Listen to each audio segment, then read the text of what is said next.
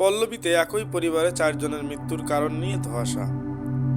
কি বলছে পুলিশ? রাজধানীর পল্লবীর একটি বাসা থেকে উদ্ধার করা হয়েছে 2 সন্তান ও মা বাবার মরদেহ। তবে মৃত্যুর কারণ নিয়ে তৈরি হয়েছে ধোঁয়াশা। ঋণের বোঝা সহ্য করতে না পেরে এ ঘটনা ঘটেছে বলে পরিবার দাবি করলেও স্থানীয়রা বলছেন পারিবারিক কলহই কারণ। তবে প্রাথমিকভাবে এটিকে আত্মহত্যা বলেই ধারণা করেছে পুলিশ।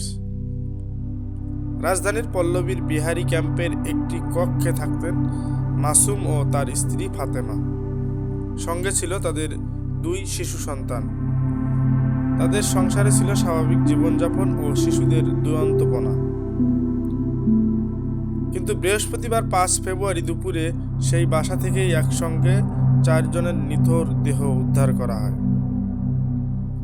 মৃত 4 জন হলেন মোহাম্মদ মাসুম, তার স্ত্রী ফাতেমা আক্তার সুমি, তাদের 4 বছর বয়সী ছেলে মিনহাজ ও 2 বছর বয়সী ছেলে আসাদ।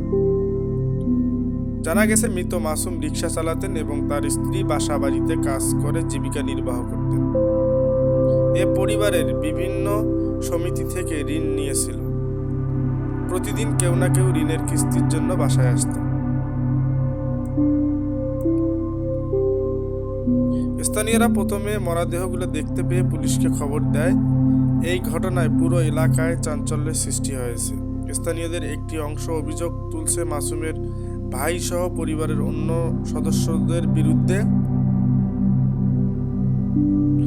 মাসুমের কক্ষের পাশেই সপরিবারে থাকেন তার ভাই। তিনি এইসব অভিযোগ অস্বীকার করে বলেন, আমাদের মধ্যে কোনো ঝগড়া বা বিবাদ ছিল না, বরং ঋণের চাপে মানসিকভাবে ভেঙে পড়েছিল মাসুম। আর সেই হতাশা থেকেই এমন পরিণতি হতে পারে।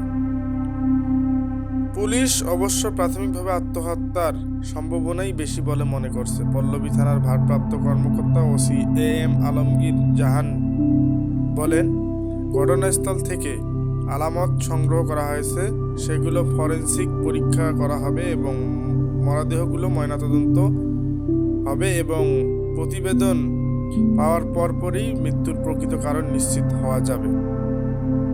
দর্শক, আজকের প্রতিবেদনটি এ পর্যন্তই। যদি ভালো লেগে থাকে তাহলে অবশ্যই আমাদের চ্যানেলটিকে সাবস্ক্রাইব করবেন।